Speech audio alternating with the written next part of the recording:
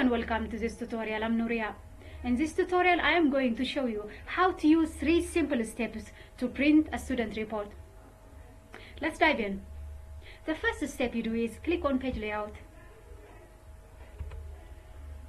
then page setup. In page setup there are a few things you can do adjustment to your printing.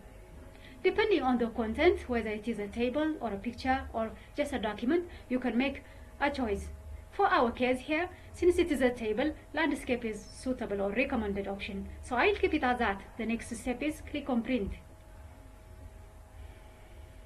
Here at the final stage, I want you to remember one point. Whether you are making a physical print or a digital print, the steps remain the same.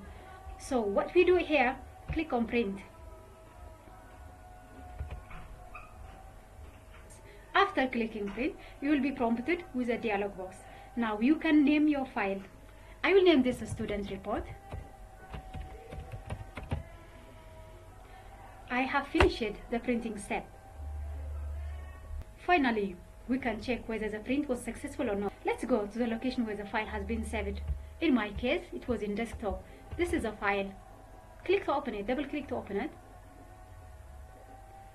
Now scrolling up and down, you can see the entire file that has been printed. That's it to printing. If you find this tutorial helpful, click the subscribe button and like and share. Be a member for more tutorials. Thank you for watching.